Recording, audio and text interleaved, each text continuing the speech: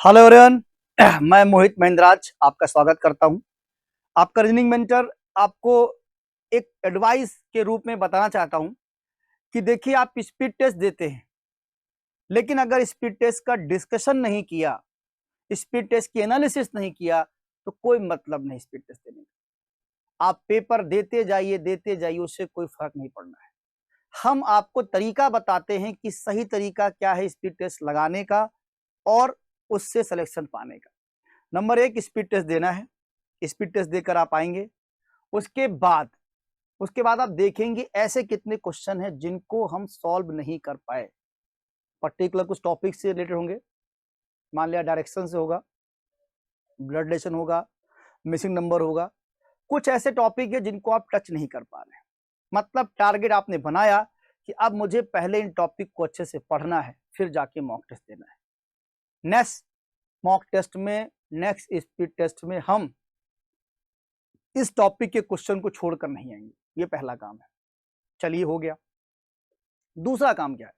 दूसरा काम ये है कि हमें ये देखना है, दूसरा काम हमें ये देखना है कि किस टॉपिक से क्वेश्चन गलत हुए। जिनको हम कर रहे थे उसमें क्या गलत हो रहा है, इसको भी इंप्रूवमेंट करना है। और अगला पॉइंट ये है कि हम किस क्वेश्चन में बहुत टाइम दे रहे हैं, प्रैक्टिस और करनी है। तो ये सारी बातें जब हम अपने से सीख जाएंगे, समझ जाएंगे, तब हम लोग सिलेक्शन की ओर पहुंच जाएंगे। तो इसीलिए हम आपके साथ जुड़े हुए हैं कि हम आपको बताएंगे किस क्वेश्चन की क्या सही अप्रोच है, क्या सही टाइमिंग है, क्या कॉन्सेप्ट है। तो हो सकता है आप लोगों ने सॉल्व किया है, सही भी किया है, गलत भी किया होगा, लेकिन शायद हमारे डिस्कशन से आपको चीजें बेहतर मिल सकती हैं। इसलिए पूरा डिस्कशन करते आइए, देखते हैं। बड़ा सिंपल सा क्वेश्चन लिखा हुआ है। इसमें सेलेक्ट द मिसिंग नंबर आपसे पूछा गया था, गिवन रिस्पांस। ठीक है, दिए गए विकल्पों में लुप्त संख्या का चयन करिए। तो आसान सा क्वेश्चन है, आप लोग आंसर भी देख लिए होंगे, समझ गए होंगे। देखिए, ऊपर जो नंबर है 5 और 3, अगर इनका मल्टीप्लाई कर दे तो आ जाएगा कितना, 15। और इसमें अगर हम 4 जोड़ दे तो हमें क्या मिल जाएगा, 19। ठीक है भाई, 5 3 15 4 19। अच्छा, नेक्स्ट वाले हम देख रहे हैं 6 से 4 का मल्टीप्लाई कर दे तो 6 चौक 24, 6 चौक 24। और इसमें 4 की बजाय क्या जोड़ दे, 5 जोड़ दे, तो 24 और 5 कितना आ जाएगा, 29 आ जाएगा। 24 5 29 आ जाएगा। अगले में 7 से 5 का मल्टीप्लाई कर दे तो आपको मिलेगा 35। अब क्या जोड़ना पड़ेगा, 4 जोड़ चुके हैं, 5 जोड़ चुके हैं, अब क्या जोड़ेंगे, 6, तो 35 6 41। यानी जहां क्वेश्चन मार्क लगा है वहां पे हमें 41 आएगा, यहाँ पे हमें 41 आएगा। 41 is the right answer. Clear है? आसान सा क्वेश्चन था, सिंपल तरीके से आप क्वेश्चन कर सकते हैं। ठीक है, चलिए अगला प्रश्न। Select the one which different from the other 3 alternatives. उस एक को चुनिए जो अन्य तीनों से विकल्प से भिन्न है। Distinguish, scatter, differentiate, classification. फर्क बताना, फैलाव, भिन्न करना, वर्गीकरण। 4 चीजें हैं। अब देखिए, आप अगर जान रहे हो, समझ रहे हो, तो आपको दिख रहा होगा कि डिस्टिंग्विश फर्क बताता है, अलग अलग बताता है। ठीक है, फैलाव, डिफरेंशिएट, फैलाव समझ में नहीं आ रहा है, कहां कौन चीज पड़ी है, फैलाव है। ठीक है, डिफरेंशिएट भिन्न करना, अलग करना, डिफरेंशिएट करना। क्लासिफिकेशन वर्गीकरण करना। तो ए सी डी ये तीनों जो है एक ही चीज को बता रहे हैं। डिस्टिंग्विश कर दिया आपने, फर्क बता दिया, ये ऐसे ऐसे है। भिन्न कर दिया आपने, अलग अलग कर दिया, बता दिया। वर्गीकरण, स्कैटर मतलब फैलाव, फैला हुआ है। तो यहां पर स्कैटर जो है वो आपका क्या है, अलग है, वो आपका डिफरेंट है, फैलाव आपका अलग है। सिंपल तरीके से है, इसमें कुछ करना ही नहीं। स्कैटर आपका अलग आंसर हो जाएगा, फैलाव आपका अलग आंसर हो जाएगा। चलिए देखिए, ये मिसिंग नंबर है, बहुत आसान सा है। What will come in the place of question mark. Question mark की जगह पे क्या आएगा, प्रश्न में प्रश्नवाचक चिन्ह के स्थान पर क्या आएगा, ये आपसे पूछा गया। बहुत ही आसान सा क्वेश्चन है। आइए डिस्कशन में आपको कर देता हूं। वैसे तो इसमें देखते लग जा रहा है, लेकिन आप देखेंगे 13 का स्क्वायर किया है 169। ठीक है, उसके बाद 12 का स्क्वायर किया गया है 144, ठीक है। फिर इनका डिफरेंस जो आप लेंगे वो आपको मिलेगा 25 और इसी का रूट करेंगे तो आपको मिल जाएगा 5। ये जो लॉजिक है आपकी फर्स्ट वाले रो की है।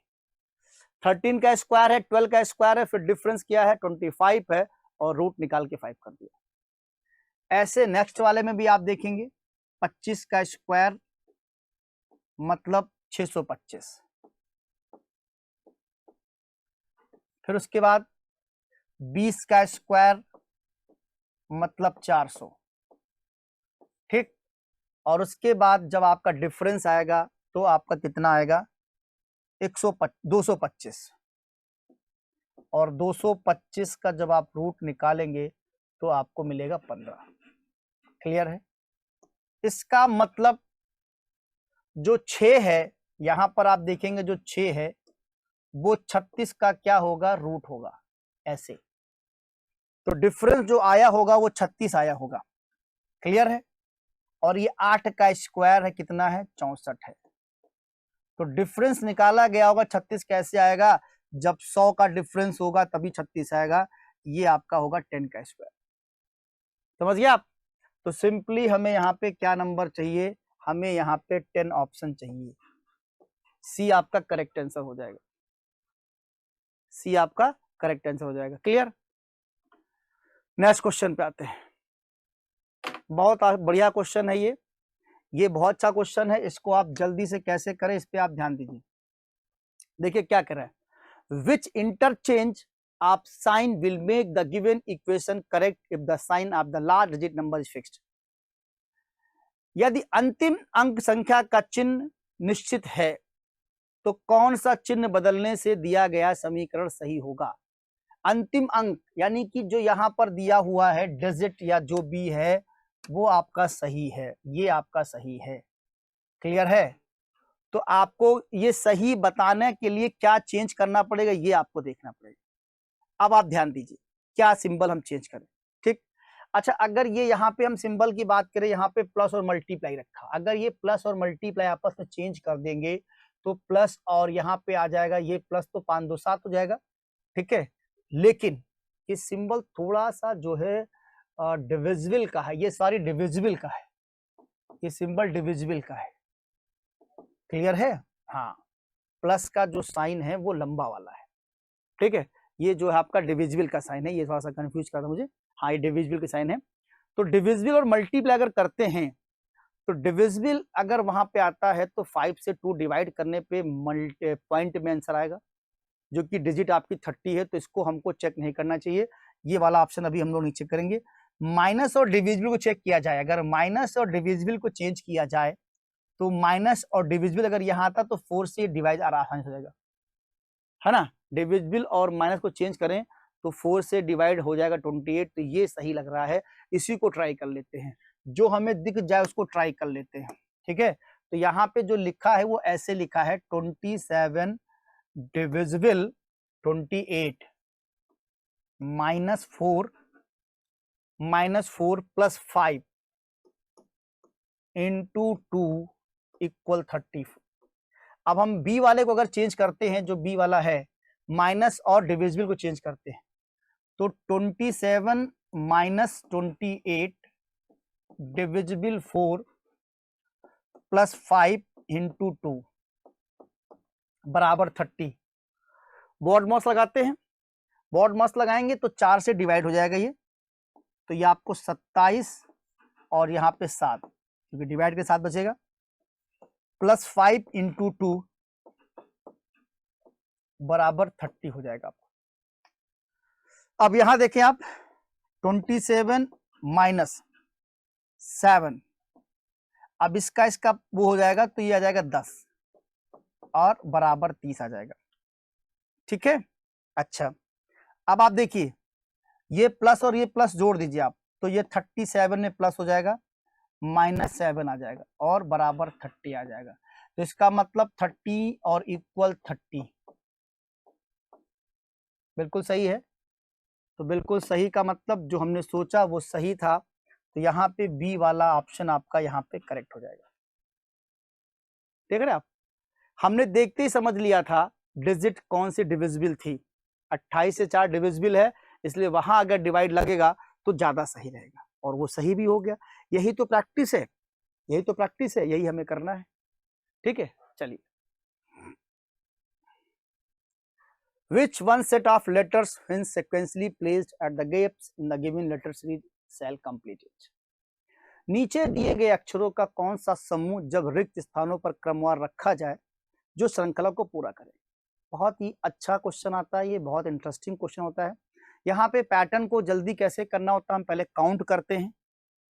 अगर आप देखेंगे तो यहाँ पे 1 2 3 4 5 6 7 8 9 10 11 12 12 का मतलब या तो 3 का सेट बनेगा या तो 4 का बनेगा। ठीक है, 4 का बनेगा या तो 3 का बनेगा। अब आप देखें ई के बाद ऑप्शन में सब में एफ लिखा हुआ है, ए बी सी सब में, तो एफ तो आना तय है। ई के बाद एफ का आना यहाँ पे तय है, ई एफ एफ ये होगा क्योंकि सारे ऑप्शन में है ई एफ एफ। उसके बाद जे के, अब अगर ध्यान से देखें आप, जे के पहला ऑप्शन छोड़ दिया जाए तो सब में के भी लिखा हुआ है, यानी ई एफ एफ जे के। कुछ बात समझ में आई? ई के बाद एफ आता है ई एफ एफ, जे के बाद क्या आता जे के। वाह भाई वाह, बन गया अपना हिसाब किताब। तो जे के हो जाएगा, तो के पहले कौन आता? ओ, ओपीपी। ठीक है, ओपीपी, और ओ के बाद पी के बाद जो जस्ट बगल वाला चाहिए आपको, उसके बाद आपका टी यू यू। समझ रहे? तो सही तरीके से आप समझ गए आंसर क्या होगा, बी आंसर आपका हो जाए करेक्ट। एफ जे और यहाँ पे के, फिर यहाँ पे ओ पी पी, है ना, उसके बाद यहाँ लास्ट में आप रखेंगे टी यू यू। तो ये सही ऑप्शन आपका बी आपका बिल्कुल करेक्ट आंसर हो जाएगा। अगला प्रश्न, डाइस, ये आसान है, देखते ही कर सकते हैं आप। Two position of dice are shown below when 3 dots are the top, how many dots will be the at the position bottom. आपको पता है इसमें, वैसे तो मैं आपको ओरल बता दूं इसमें, ठीक है, इसमें पूछा है 3 का अपोजिट क्या होगा। अब देखिए इस तरह से क्वेश्चन, आपको पता है कोई कॉमन सरफेस जो मिल जाती है उसी को रोटेट कर लेते हैं। यहाँ पे 4 दोनों में कॉमन है, तो 4 को ऐसे घुमा दे यहाँ से, तो 4 5 और 1, यहां घुमा दीजिए 4 2 और 6। अब देखिए 6 के सामने 1 है, 5 के सामने 2, तो यहां बचा क्या 3, यानी जो है 4 का अपोजिट 3 हो जाएगा। ये ऐसे भी कर सकते थे जब आपको दिख रहा था कि 5 दिख रहा, 4 दिख रहा, 1 दिख रहा, 6 दिख रहा, 4 2, एक नंबर नहीं दिख रहा, 4 2 लगातार दिख रहा है, इसका मतलब 3 नहीं दिख रहा, तो 3 का अपोजिट 4 ही होगा। ये देखते ही हम कर सकते हैं, 3 का अपोजिट 4 ही होगा। ठीक है, ऑप्शन आपका सी वाला करेक्ट हो जाएगा, 3 का अपोजिट 4 होगा आपका। चलिए, what will be the next number of the following series. Series दिया है, क्या नंबर आएगा ये आपको बतानी है। सीरीज तो प्रैक्टिस पे डिपेंड करता है, जितना ज़्यादा आप सीरीज लगाए रहोगे उतना ज़्यादा आप लॉजिक पकड़ सकते हो। सीरीज के लिए कोई कॉन्सेप्ट नहीं है, इसको आप जितना ज़्यादा सॉल्व करे होंगे उतना ज़्यादा ही आप कर सकते हो। देखिए आप पे क्या चल रहा है, अगर 3 में 2 से मल्टीप्लाई कर दिया जाए, ठीक है, और फिर जो आए उसमें अगर हम 6 जोड़ दें तो हमको 12 मिल जाएगा। 3 दूनी 6 2 12, सही है। अच्छा, 12 में अगर हम 2 से मल्टीप्लाई कर दें 24, और इसमें अगर हम 7 जोड़ दें तो हमको क्या मिल जाएगा 31। ठीक है, सही है, सही चल रहा है। 31 में अगर हम 2 से मल्टीप्लाई कर दें और फिर इसमें क्या जोड़ दें 8, 31 दूना 62, 8 70, सही है, बिल्कुल सही चल रहा है। 70 में क्या करें 2 से मल्टीप्लाई करेंगे और फिर क्या जोड़ेंगे 9 जोड़ेंगे, 70 दूना 140 हो जाएगा 149,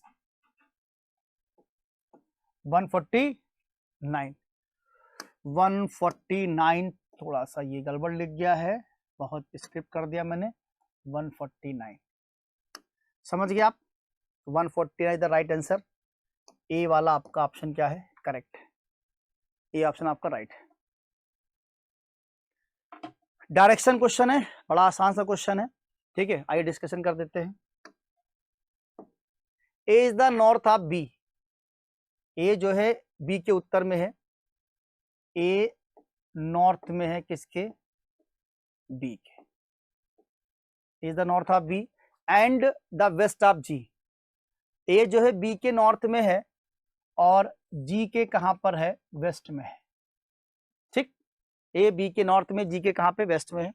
H is the west of D, who is the south of K, A is the east of D. अब देखिए ए जो है कहां है, A is the east of D, D के ईस्ट में है, तो यहां पे आप डी का ईस्ट कर दिया। और जब डी आ गया तो H is the west of D, H is the west of D, ऐसे, ठीक है, H is the west of D चला गया। और उसके बाद आपसे पूछता है then in which direction is A from K. अच्छा, के बारे में कहा लिखा था, who is the south of K, D जो है के साउथ में, डी जो है वो के साउथ में, ऐसे, क्लियर। अब आपसे पूछा है कि इन विच डायरेक्शन ए फ्रॉम के, ए की डायरेक्शन पूछा है के रेस्पेक्ट में, नीचे की ओर है, साउथ की ओर है, ईस्ट की ओर है, तो आपका आंसर क्या जाएगा, साउथ ईस्ट। डी वाला आपका करेक्ट आंसर चला जाएगा, ठीक है। 18 का आपका डी आंसर साउथ ईस्ट हो जाएगा, ये आपने कर दिया, डी ऑप्शन। अगला प्रश्न, A is the mother is the only daughter of B.S. father. How is B.S. wife related to A? A की माता B की पिता की एक माता पुत्री है, B की पत्नी का A से क्या संबंध है। बहुत आसान सा क्वेश्चन है, कह रहा है AS मदर, A की जो माँ है, ये फीमेल है, A की माँ है, A की जो माँ है इकलौती पुत्री है किसकी, B के पिता की, तो इकलौती पुत्री है किसकी है, B के पिता की, यहाँ B होगा, इसका ये पिता ऊपर बना दिया, इनकी ये पुत्री हो जाएगी, इकलौती पुत्री है, इसका मतलब फिर ये मेल पर्सन ही होगा क्योंकि बी के पिता की इकलौती पुत्री है।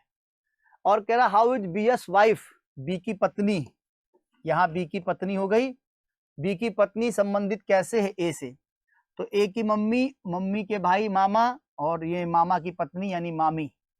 ऑप्शन में आंट दिया हुआ है, आंट ही लगाएंगे, ठीक है, आंट लगाएंगे, आंट आपका बिल्कुल यहाँ पे सही आंसर है, क्लियर, आंट आपका यहाँ पे सही आंसर है। ओके, बड़ा आसान सा क्वेश्चन है, find the odd word letter number pair from the given alternative, cock frog crocodile swan, मुर्गा मेढक मगरमच्छ हंस।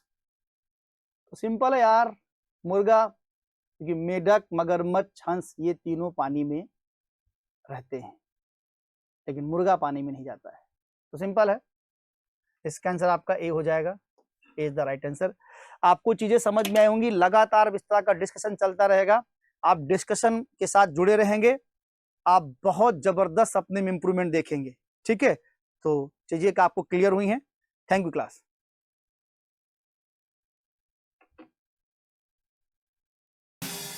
Subscribe now and press the bell icon.